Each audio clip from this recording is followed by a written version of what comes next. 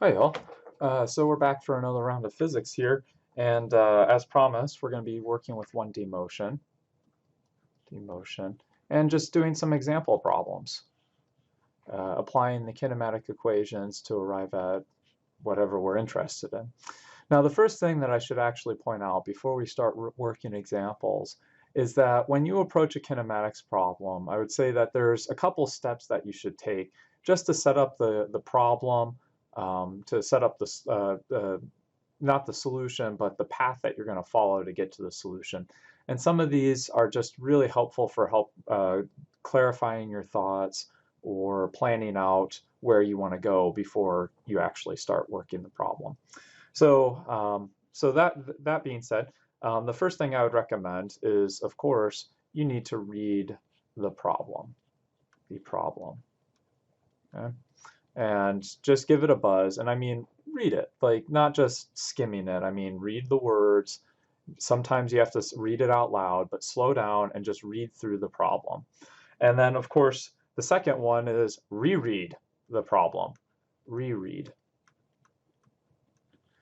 And you laugh at me, but I truly say this, is that when you say that you're reading the problem, most of the time you're not. Okay, and I do it too. You skim it.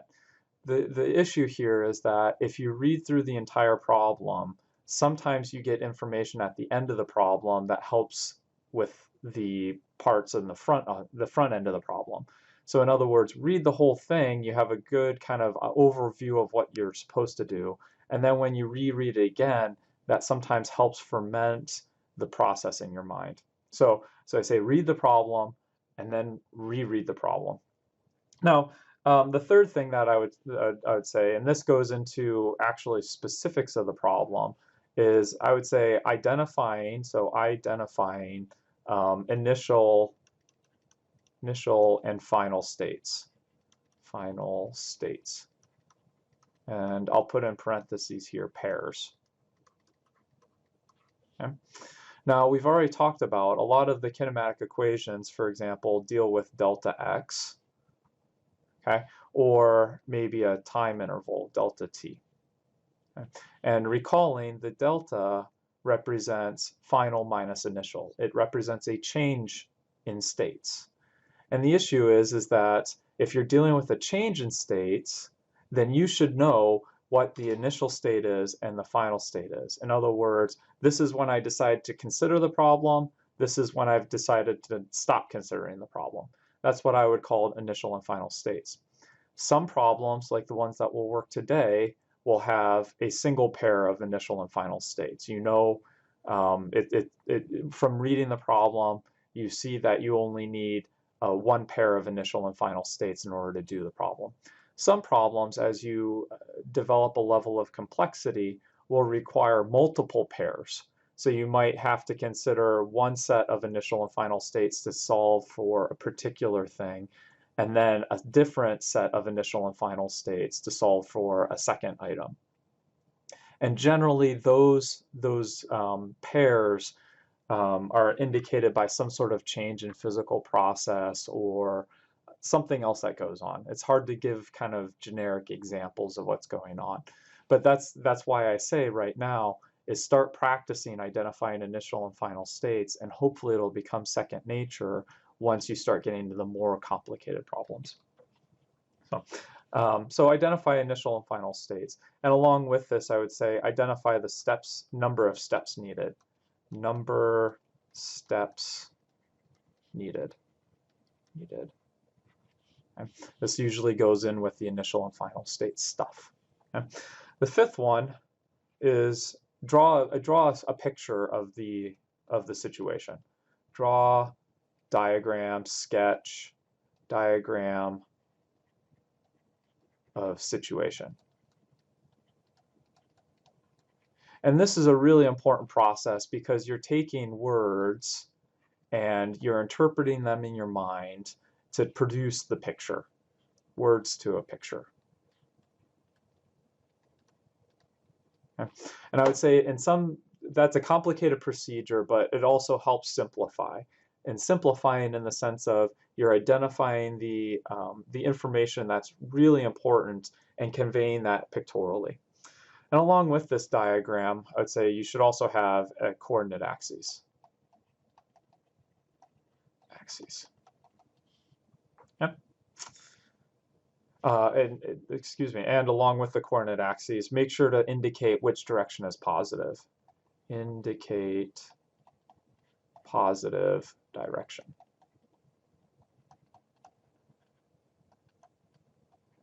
So make sure that you're doing both of those. Okay. After that, essentially, then we're off and rocking and rolling. Let's say rock and roll. Rock and roll. Okay, solve the problem.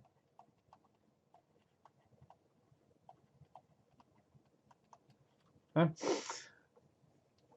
And that's basically it. Excuse me, the last thing that I should also mention, when we're rereading and reading the problem, as you're doing this process, make sure you're looking for verbal clues. Verbal clues. Now, some of these will be straightforward. They might be something like, initially, a ball is thrown upwards. Okay, so you know, I mean, like ideas about initially.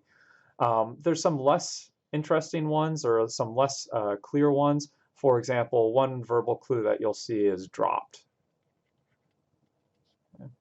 And that in itself, you say, well, how is that a verbal clue? Let me ask you this. What's the initial speed of an object if it's dropped?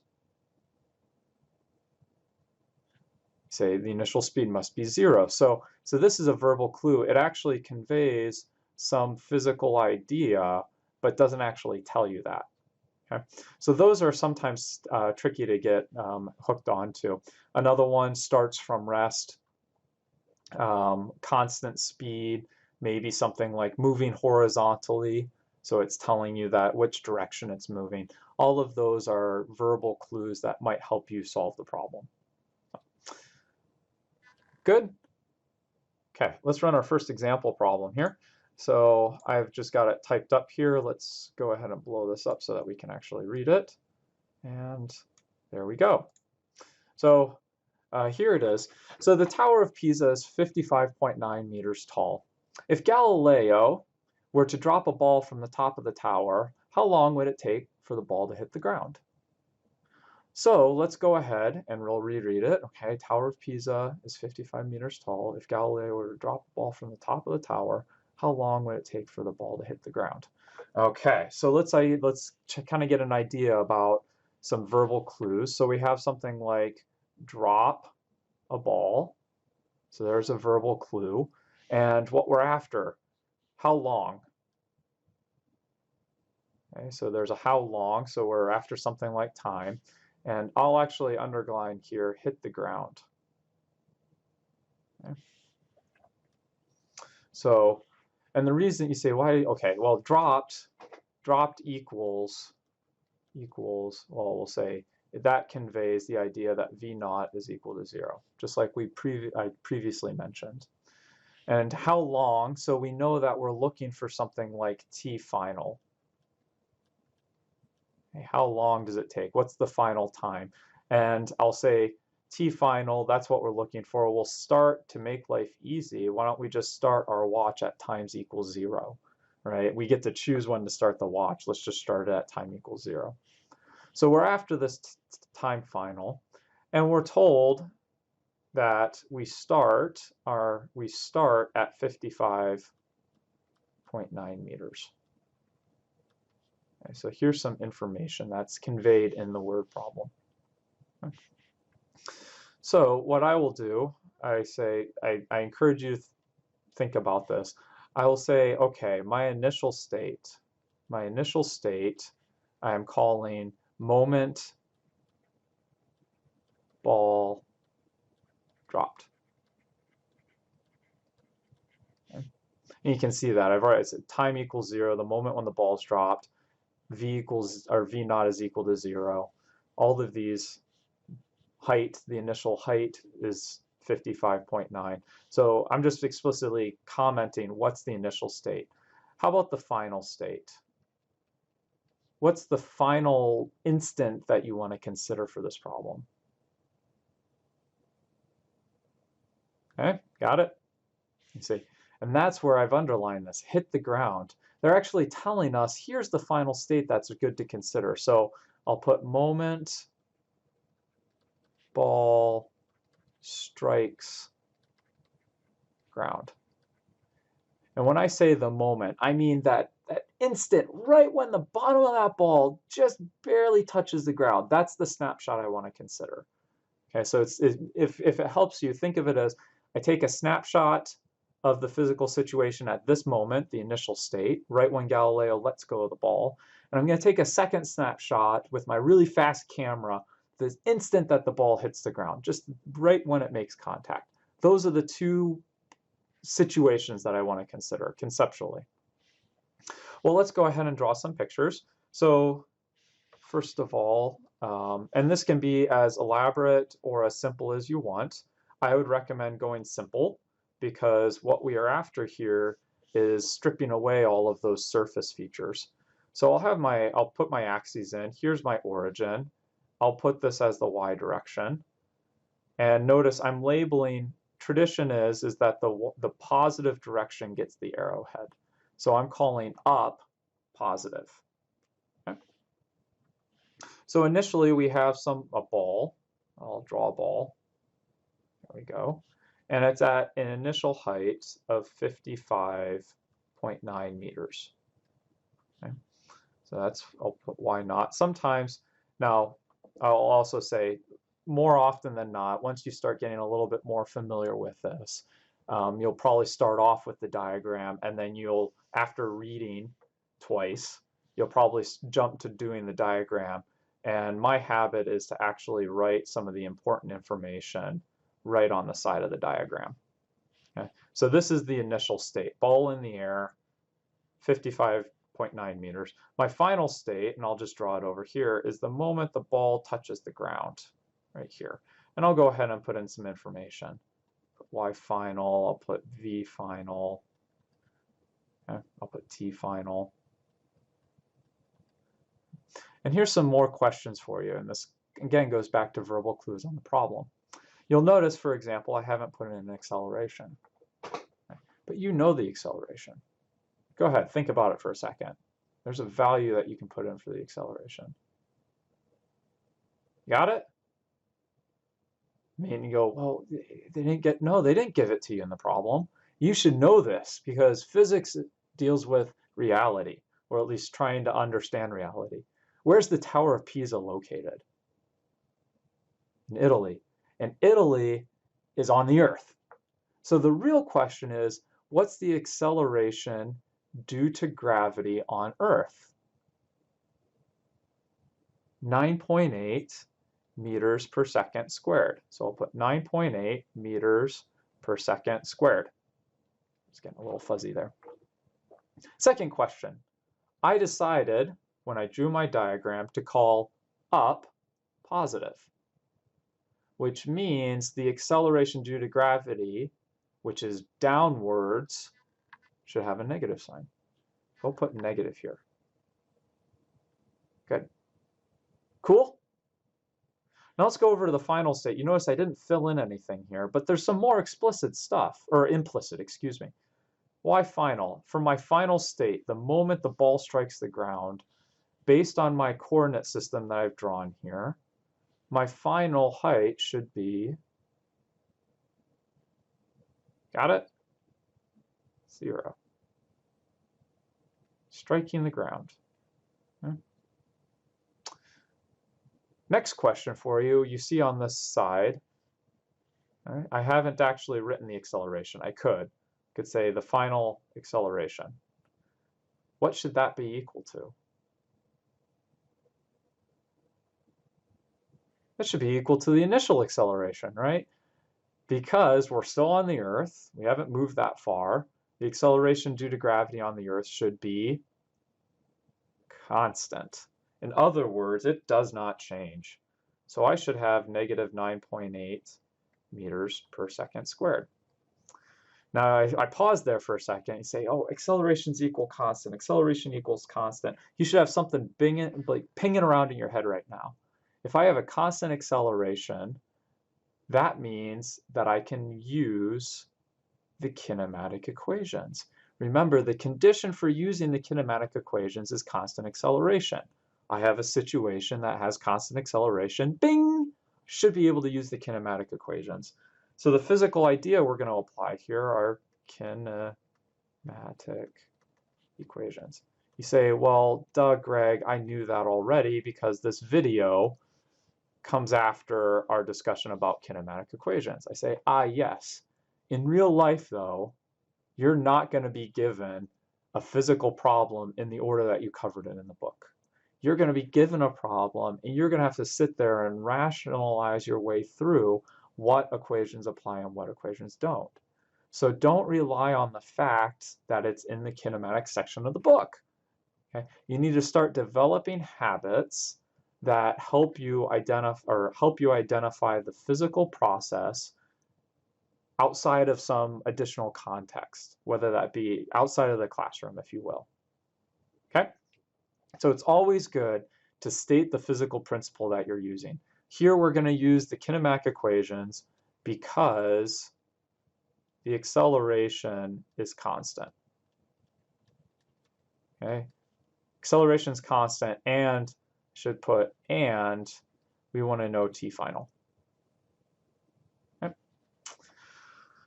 Next step, looking at the information, we have 5 kinematic equations to choose from. And if I look at the information, I actually have 3 pieces of information over here, and I have 3 additional pieces of information here. I have 6 pieces of information.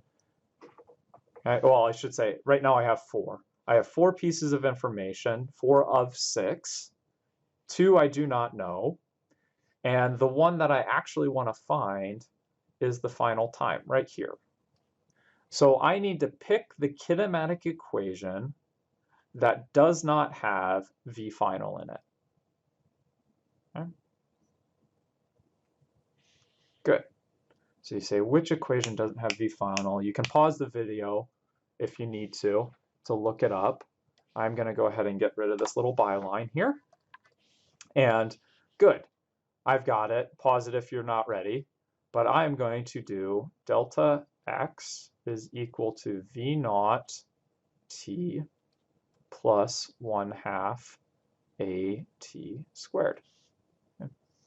Now, of course, if you prefer, I mean, this is the way I had it in the previous video. Now, here we're dealing with the y direction. So if you prefer, you could rewrite this, change out the x for a y. You could say delta y is equal to v naught, and I'll actually put y here, just to be explicit, t plus 1/2 a in the acceleration in the y direction, t squared. Okay. Now we go and look, and we say, well, I've got all this information now. If you notice, I can say what the change in y is. I have y naught, I have y final, so I can say what the change of y is. So we've got this information. Go ahead and check mark that off. We're told the ball is dropped, so I've got the initial speed. I don't know the time, and I look and I say, yes, I do have the acceleration. So if I look at this equation, there's only one thing that I don't know. I have one equation, I have one unknown, time. So I should be able to plug in values and actually solve for time. Go ahead, pause the video, go ahead and do that, find the time. Good. I'll go ahead and do it for you too. So we have y final minus initial, so I'll be careful here. I have 0 final minus initial, 55.9, equals dropped, so I put a 0 in. Well, 0 times time is still 0. And we should be careful, plus 1/2, and I'll put negative 9.8 t squared. Now, cool. You see the negative sign that we have right here, and we're going to end up with a negative sign on this part of the equation. So we're going to end up with a positive time, which is good. That's a sanity check. So we do 55.9 times 2 over 9.8 equals t squared. And finally, of course, we square root this.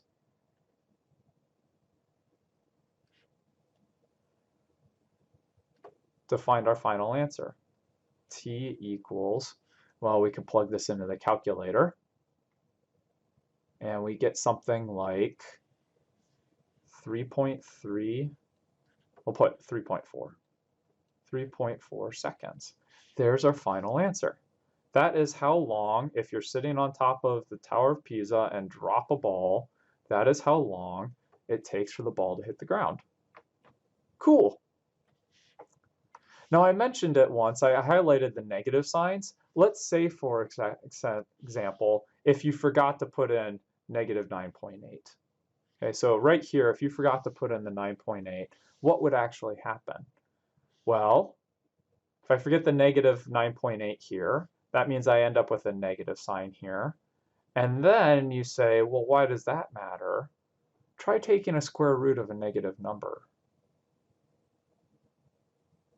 Put it in your calculator. It will yell at you because square roots of negative numbers are, for right now, we'll say they're a no-no. Now, I know some of you imaginary numbers and all that stuff. No, no, no. We're not going to have imaginary numbers here. Okay? So when you do a square root of a negative number, that's a no-no. Time cannot be imaginary. Okay? So if you ever end up with this situation, and I say I'm warning you of this because I do it frequently, if you end up with this situation where you're taking, for example, a square root of a negative number, I call that a sanity check. Okay? Call that a sanity check. You know that you shouldn't be able to take a square root of a negative number. If you have a negative number in here, you should go back and look at your previous work because it's telling you that you forgot something somewhere. You haven't done the problem right up until this point. Okay? That's why I call it a sanity check. Sanity check. It will tell you that you've done something wrong in your calculation. Okay. Cool. Let's move on to a different problem.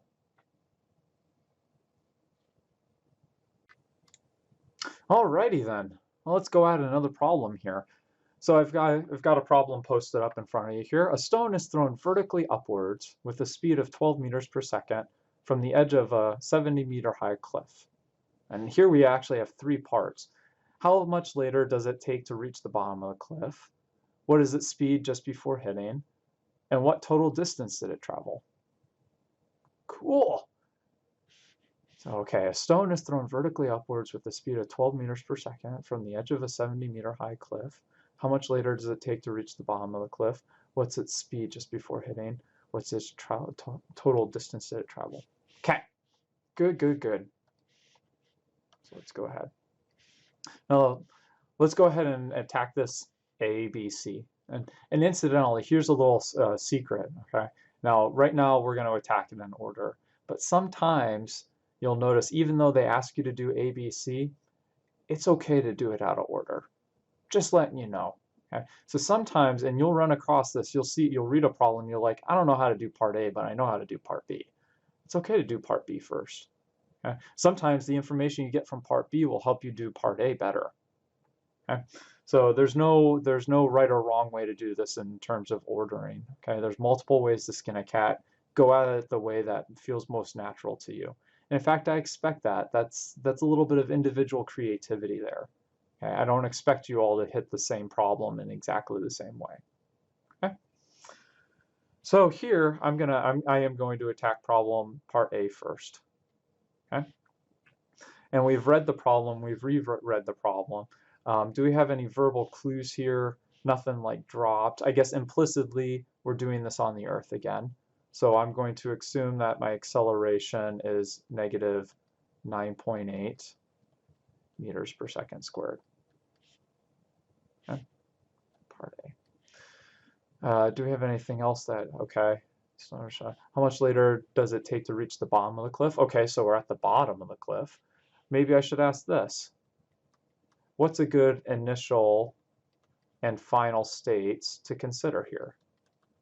Give you a second. Pause the video if you need it. Good. So the initial for dealing with part A, An initial state, probably it's a good thing to say just before thrown, or just after thrown. Just after throw. So I mean the instant that the ball leaves, or the stone leaves your hand, moving upwards at 12 meters per second.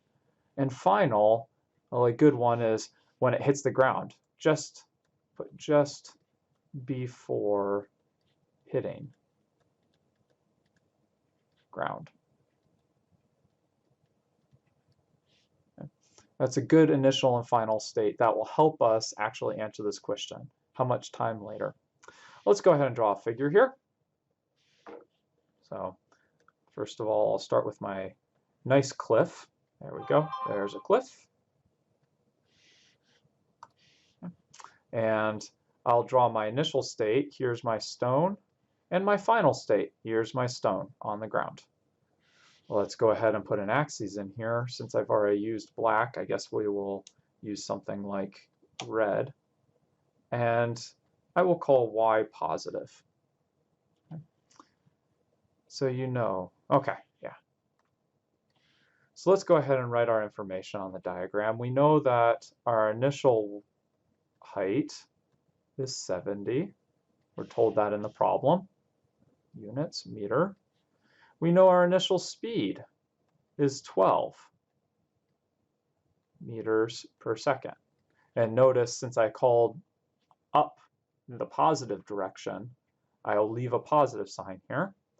And since I called up positive, we have a is equal to negative 9.8 meters per second squared. And negative because the acceleration is downwards.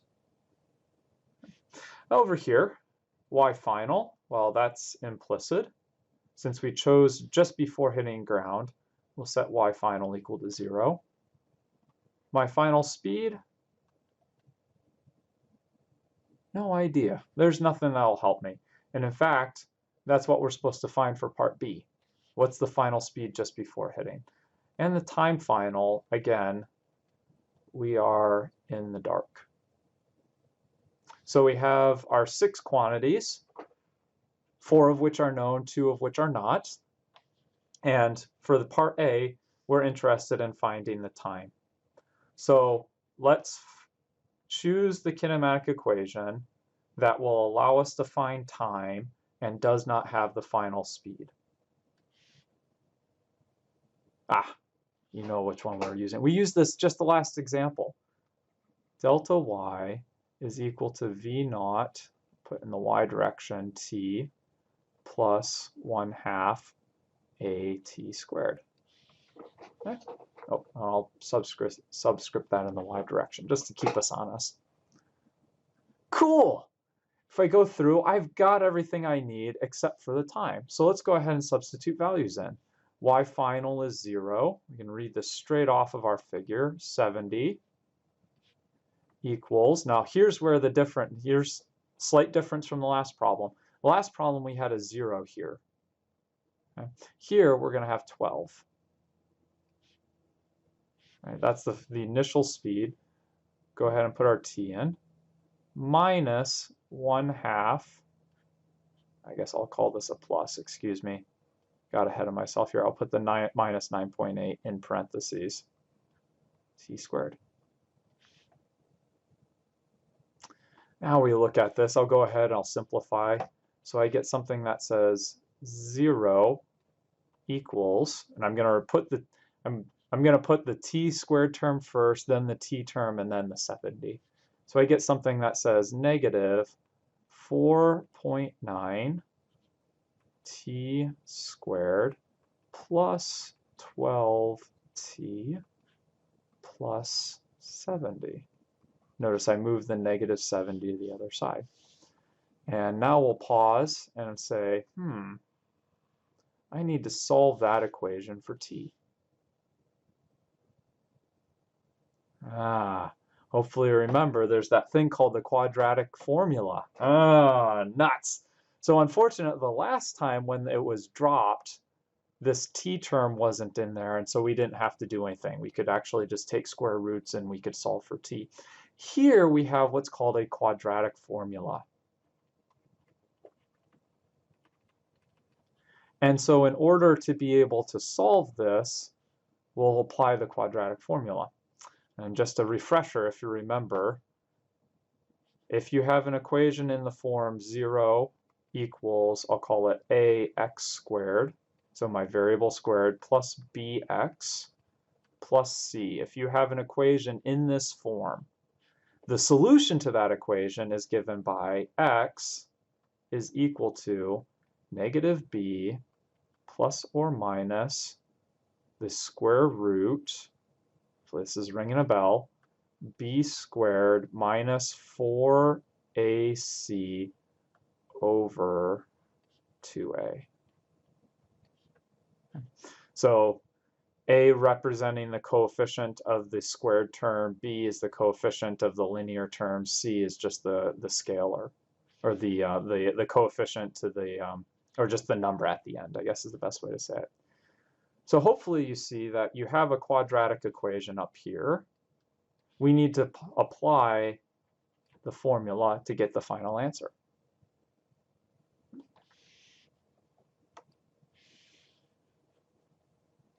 Go ahead and get rid of this for the space.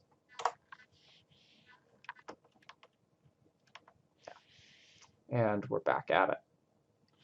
So here we'll apply a quadratic formula. We'll get t is equal to negative 12 plus or minus 12 squared minus 4a c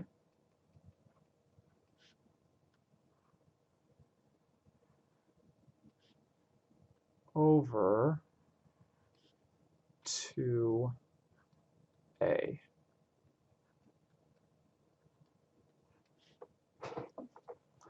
And at this point, okay, now we're at a calculator problem. Okay. We go through and we're going to go ahead and get that answer.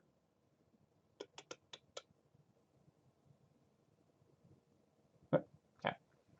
So if you hack it out, you get an idea. Well, I guess we should do this. We'll go like this.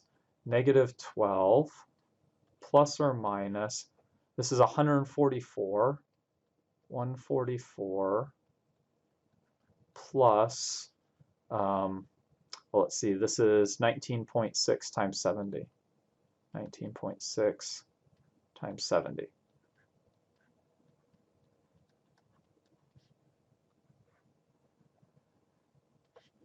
Divided by, again, we have negative 9.8. And let me go ahead, I'll put those positive signs in here. Instead of plus minus, I'll make it minus plus, just for consistency purposes. So I move the negative sign all the way through. Now, the quadratic equation always, it guarantees that you're going to have two solutions. That's what the meaning of this plus or minus is here. You end up with two solutions right there. Okay? But here in physics, that's the mathematical side. You're going to end up with two solutions. From the physics side, we're only interested in one of those solutions. And I'll say why. You say, how do we know I'm interested in one solution? If I set time, my initial time to be equal to 0, if I put t naught equals 0 here,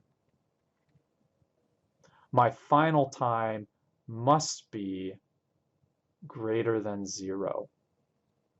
Makes sense. We always think about time as increasing. Okay, what does negative time mean? It's in the past. Well, if I've set my initial time to be equal to 0, my final time has to be in the future. It can't be in the past. So when I look at this equation, I say mathematically I know I have two answers. But from a physics perspective, I only care about one of those answers. From the physics perspective, I care about the answer where I get a positive time. Okay? Now looking at this, looking at the square root, you'll notice that if I take the square root, if I do this calculation, I will find that I get a number that is larger than 12. So the square root, everything under the radical, if I execute that, I will get a number larger than 12, which means when I'm taking the plus or the minus sign, which one should I pick? in order to make sure that my final time is greater than 0? The positive sign. I should take the positive sign. So really, we can always get rid of that negative sign there. I say t final, I'll make a little note, t final must be greater than 0. Therefore, positive sign. Okay. And that's always good to make a little note on the side here. The time final must be greater than 0. I'm going to take the positive sign. Go ahead and you hack this whole thing out. You get something that's roughly 5.2 seconds. There is how long it takes for the ball from initial launch to reach the ground. Part A is done. Cool. Let's go ahead and get an idea about part B.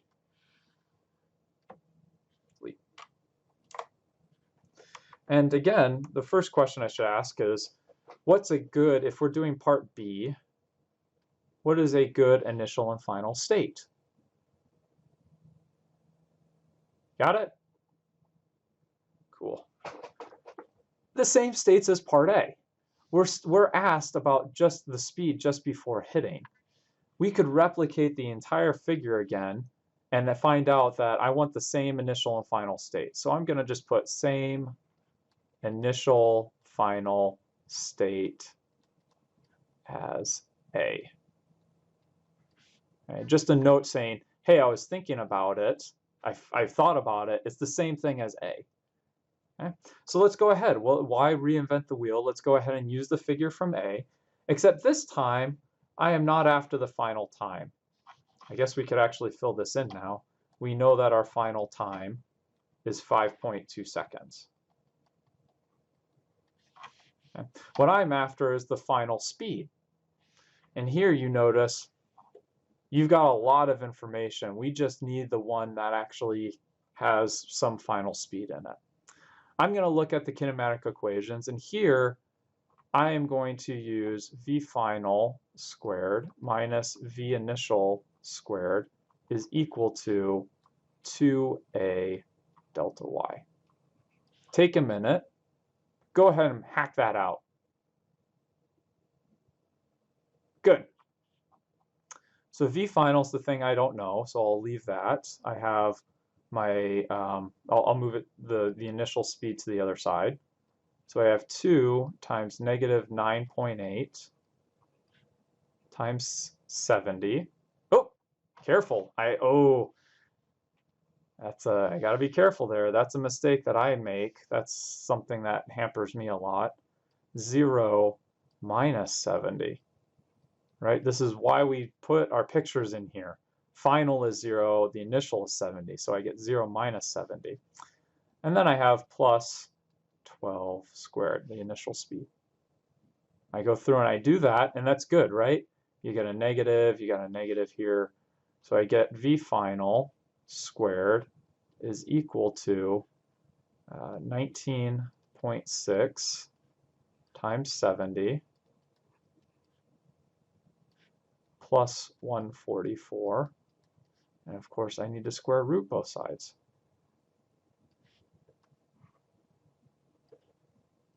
Now you remember from math, when you do a square root, you end up with a plus or minus, right? You lose that information. You end up with a plus or a minus, right? Plus or minus. And let me look up the number here. I get something like 38. I get something like 38.9 meters per second. And then the last thing that we have to say is, okay, well, we've got our number. That's just hacking that out on a calculator. But again, math tells us there should be a plus or minus. Physics tells us which one we should actually choose for this situation. Which one? You got it? Good. Right before it's hitting, the ball is moving down. And since we called up positive, that means that my final speed should be in the negative direction. It's going downwards. So again, there we go. Ta-da! We now have the speed, the final speed right before it hits. Good. Let's go ahead and finish off the last part. Go ahead and get rid of this. Guess I got a little overzealous there. Let's go ahead and we'll get rid of this. Get rid of this. And we'll get rid of that. Okay. Now, for part C,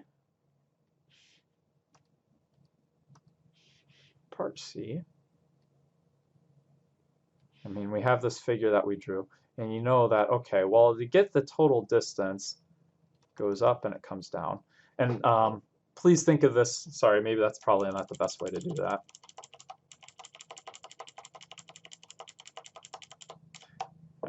So for part C, we know that the ball goes up and then it comes back down. And we need to figure out that total distance. Okay. You notice though, oh, wait a minute, Greg. I know that distance already. That distance is 70. Pretty cool. Okay, well, you know that that's the height of the cliff. You know that if you can find this distance and multiply by 2, and then add to it the 70 right here, then you've got the final answer. So in this situation, what's a good initial state? So it's a little more tricky, so you gotta think, pause the video. What's a good initial state? And what's a good final state? Got it? The initial state, the state that we want to first consider, is just when thrown. And that would be an excellent initial state still. So we're not going to change anything there. But what's a good final state? This is where it gets a bit tricky. You got to exercise those neurons. You got to think about physics a little bit. Good. I'm going to put at peak. Why is that helpful? Let's walk through it. Okay? If we take our final state to be right at the peak, let's say, what's my final height? Don't know. In fact, that's the thing that we really need to find. If we can find the final height, and then we double it, and then add 70, we've got our total distance traveled. So we don't know that. How about the initial or the final speed? It's at the peak. Good. 0. Convince yourself of that for a second. Pause the video if you have to. If it's at the peak, that means it's no longer moving up. That means that for that very brief instant, right when it hits the peak, it's not moving. It's at its transition between moving upwards and moving downwards. Well, between those two, you have to be 0. So that's the nice thing about choosing this state, is that implicitly the final speed must be 0. And of course, do we know how long it takes to get up there? Not a clue. Okay. So what we need to do now is, and this is, excuse me, this is why it's really nice to be disciplined about choosing initial and final states. We have the same problem, but because of what we're asked to find, sometimes initial states or final states might change between these possible sections. The other way to say it is, you have great flexibility in choosing your initial and final states. Use it responsibly. Choose an initial and final state that makes your job easy. Practice that. So we need the kinematic equation that has the final height and does not have the time of flight. I've got that. That's delta y is equal to v naught. Oh, excuse me.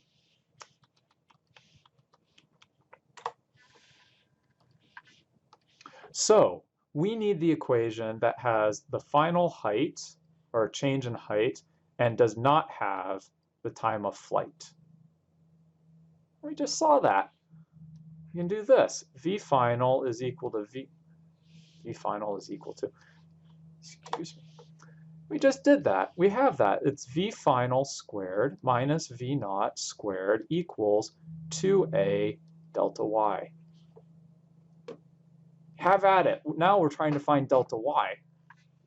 Okay? So we have final is 0 minus 12 squared equals 2 times the negative 9.8 times, we have final, y final, and then we have minus the initial, the 70. Okay? We go ahead, hack this out. You've got 144 divided by negative 19.6 equals y final minus 70.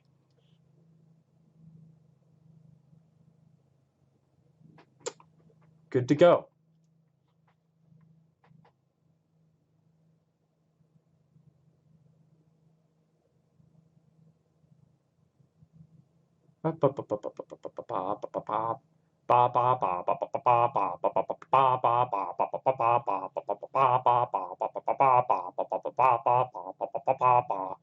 Excuse me.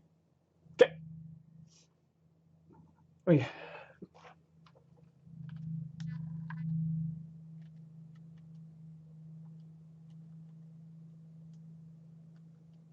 All right. So we hack this out, we get something that says y final is equal to 77.34 meters. And there we go. We now have, and notice because of how I've set up the problem, this is the height above the ground. Okay. So that's the distance from here all the way down to the ground. Now we're not done with the problem yet because it says not the distance from the peak, but the total distance. So now we have to actually go through and think about what the problem's asking us.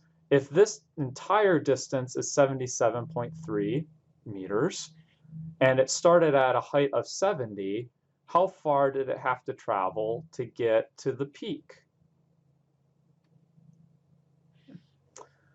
So what I'll put is I'll put distance total equals the 77.3, that's from the peak down to the ground, and then plus, I'll put in here, 7.34, right? This initial starting point to the peak. And so we have our final answer. I'll round it here. We have 84.6 meters. And we're done. Cool.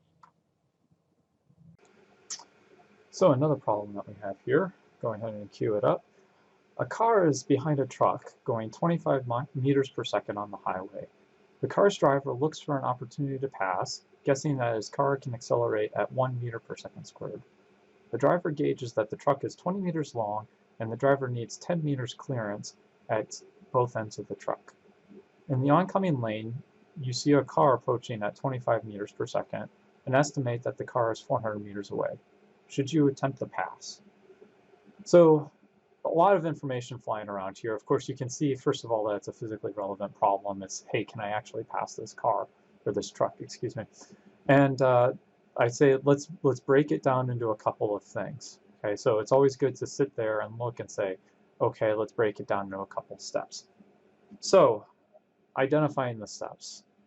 What I would say is the first thing that we really need to answer is say, how long to pass. Okay. So if we can figure out how long it takes for you to pass the truck, that's the first step to solving the problem. The next thing is I guess the other big question too is how far car one, I'll say car one travels in this time. Okay, so once you have the time, you can figure out how far does car one travel. And additionally, the other one is how far car two travels in this time. So you see, everything hinges on finding the time, and then once you have the time, we can find the distances traveled by both of the cars, and then figure out, lastly, looking at the distances found in 2 and 3, then we lastly compare with 400 meters, right? If these two distances found in part 2 and part 3 are larger than 400 meters, no go, don't do the pass. Okay? So this is the process that I'm going to follow. Okay, and again, this comes to one of those instructions I said. Sometimes you need to look at a problem and identify the various steps that are involved. Here I say, okay, the first thing, let's find the time. Once we have the time, we can find the distances. Once we have the distances, we can finally answer the question. So go ahead, keep this in mind. But since it takes up so much of the screen, I'm going to go ahead and get rid of it. So one is, okay, one, find, I'll put delta t here. Or if you prefer, t final, assuming that t initial is 0. So we'll put t final here. Okay. Now, the next thing I would say is, okay, let's go ahead and draw a diagram. Let's draw a diagram of the situation, just so that we have a good understanding of what's going on. So here's my road, and I am not an artist, so we'll put car 2. Here's car 2, and I'll even label it 2, and that's going this way. And then we have car 1. Say it's an overhead view. Car 1. And we've got truck.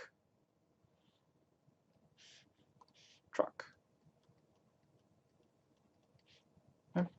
And we're told that you need 10 meters of clearance. So right here, excuse me, right here, this distance will be 10 meters. Okay.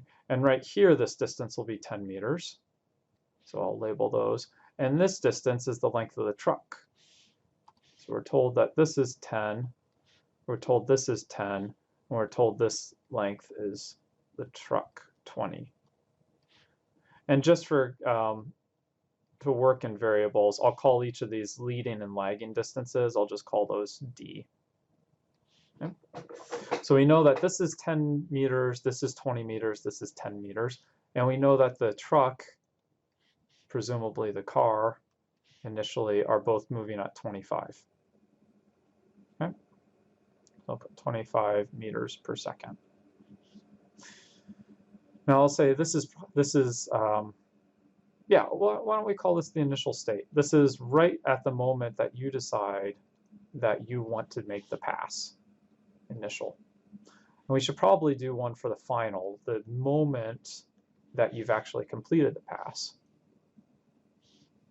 So I guess we'll redraw it. So after you've completed the pass, now I'll shift everything because during the process of performing the pass, the truck also moves. So I'll draw the truck now here. I'll put truck, and I'll put a car 1 right here. And I won't bother drawing in car 2 right now because right now we're just interested in finding the time here. We don't need car 2 to do that. And again, this distance is a distance of D. Okay, so before initial here, final here, and the last thing I'll do is I'll drop just a line here just to remind ourselves. Say this is the initial starting position of the truck. Here's the center of the truck at the end. This distance right here will be the speed of the truck times the time interval. Okay. Good so far? Cool. So we have to actually come up with some equations to figure this out. So the first one that I'm gonna write down is let's figure out how far the car actually travels. So let's figure out how far the car travels as the first step. Of course, we already know that if we're given, and excuse me, sorry, I lost my computer here for a second, so I had to restart. So if we have the initial position, let's say that the initial position of the car, x naught, is equal to 0. In other words, we'll set the origin to the initial location of the car. Of course, we know how fast it's initially moving. That's the truck speed. Okay? And we're given the acceleration. We're told that this can accelerate at 1 meter per second squared. Okay? Of course, the final, we have no idea how far the car actually travels. You say, wait a minute, why isn't it just 2d plus the length of the truck? And I say, well, yes, you're right, except that the truck also moves. So in the process of passing the truck is actually moving. So the car will definitely travel further than this distance of 40 meters. So maybe that's a good sanity check, though. We know that whatever this is, it should be greater than 2d plus L. And remember, I said I'm just going to call d that lead distance and that lag distance, the buffer space around the truck, and L is the length of the truck. So we know at the end of the day, this number, whatever it is, has to be greater than this number. We don't know the final speed of the car. That is also a question mark, and we don't know the final time. So right away, we can see that we're going to need more than one equation to actually deal with this problem. So kinematic equations, they work wonderfully if you have 4 pieces of information, but if you only have 3, then we're going to need another equation. So, but what we'll do, let's go ahead and write this out. This one will be the most handy. Let's say delta x is equal to v naught t plus 1/2 a t squared. So we're going to go ahead and use that one because we actually have some more distance information. You say, well, where's that distance information come in?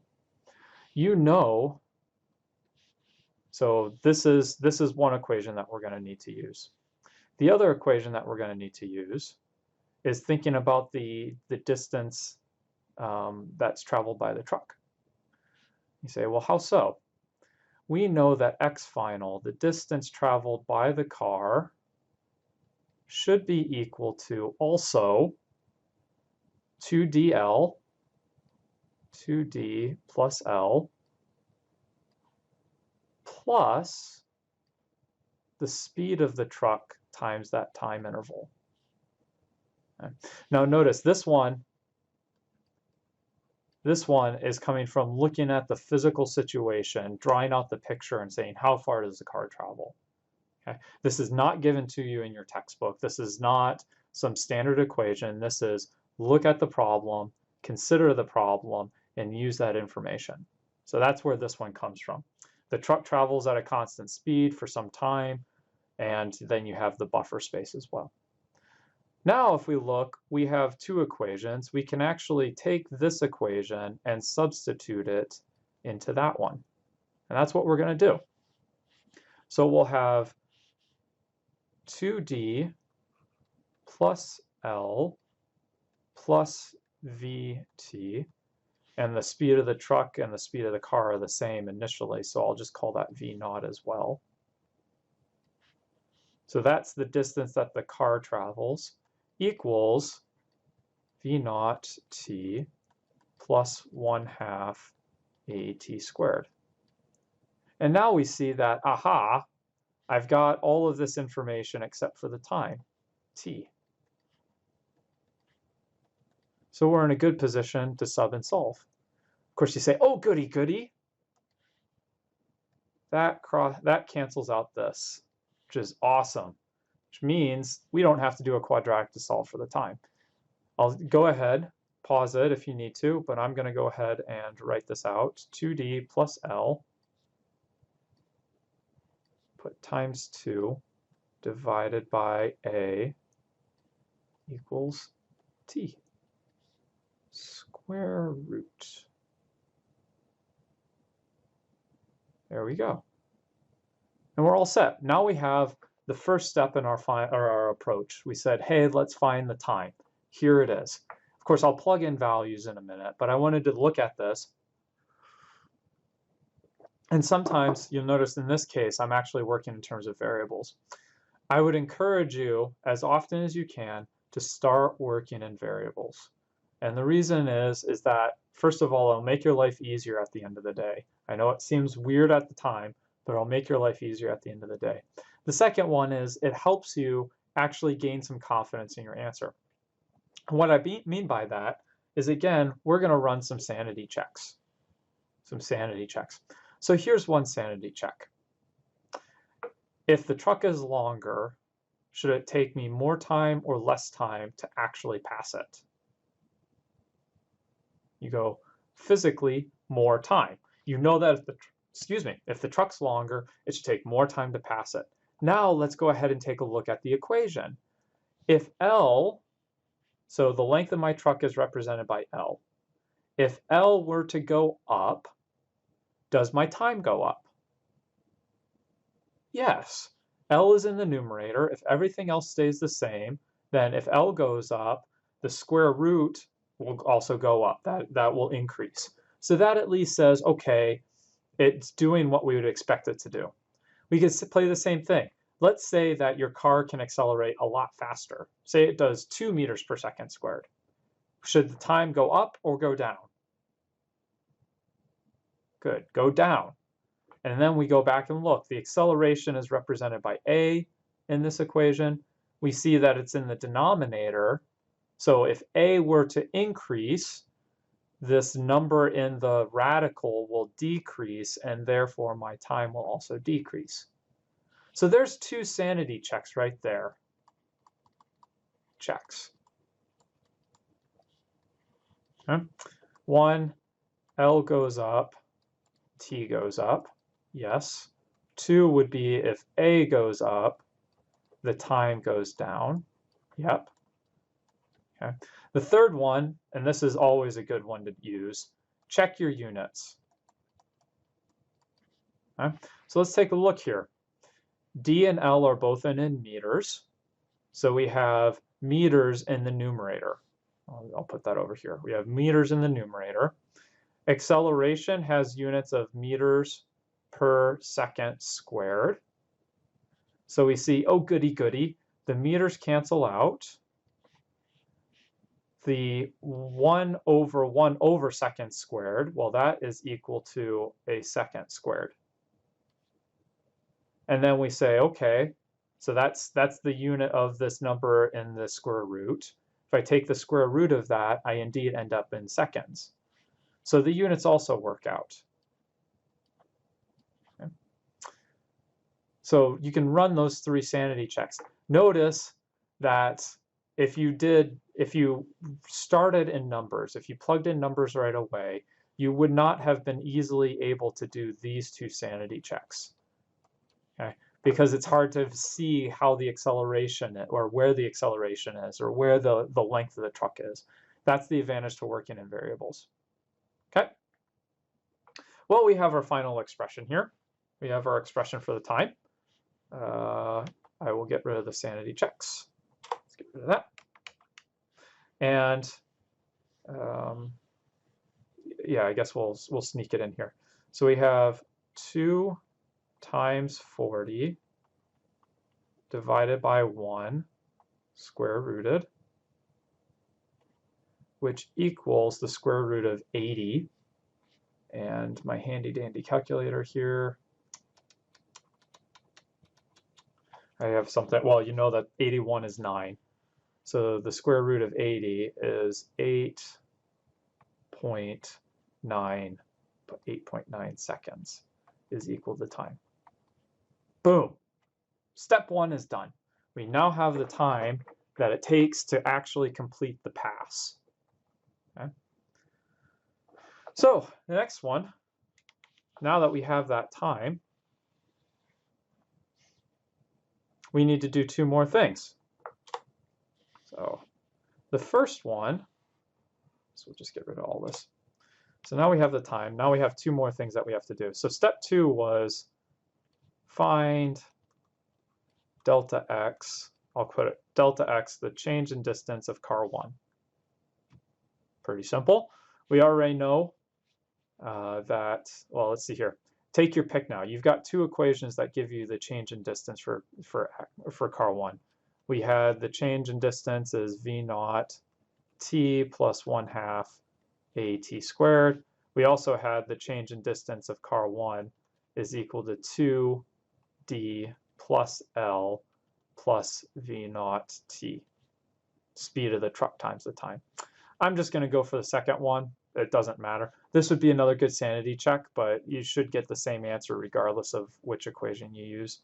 So this would be 2 times 10 plus 20 plus 25 times 80 to the square rooted to the 1/2. Plug this in our calculator, and I'm actually going to do it right here. So you get 40 plus 25 times the square root of 80. And you can see already this is going to be a fairly large number. This ends up being 263 meters. That's how far car 1 travels. Well, let's go ahead and get car 2 while we're at it. So that was the third thing. I said find distance traveled by car 2, and I'll just label that as a subscript 2.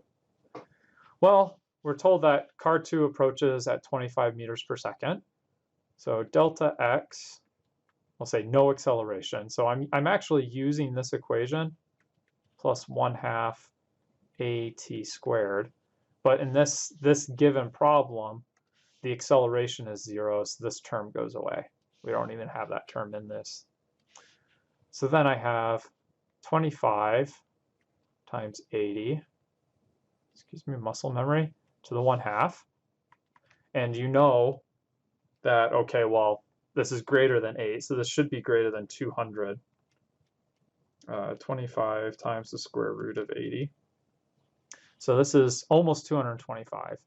220, I'll round it, 4 meters. So while car 1 is passing the truck, it travels 263 meters. Car 2 travels 224 meters. And so we add those two together to see how much distance they actually need between them. Of course, you can see already, in order to safely pass, you need, let's see, 487 meters. Okay. That's how much space you actually need. I'll call that capital D. This is how much space you actually need to do the pass safely. Of course, in the problem, you're told that you only have 400 meters, right? You only have 400 meters, which means do not pass. Don't do it. It's because you're going to end up crashing into the other car. You don't have enough time to do it. Wait until the car breezes by you and then gently pull around the truck and go. Okay. In all seriousness, though, that's the end of the problem. So, questions? Good. Well, I think that's I'll call it quits on giving you example problems right now, but of course, if you have questions, feel free to email me or raise the questions in class. We'll get more practice. I just wanted to have some resources online for you. Say thanks for your attention. I'll see you next time.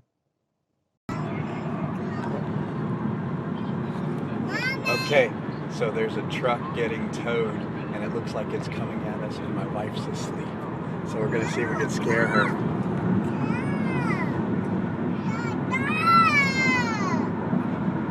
Babe, wake up, there's a truck coming!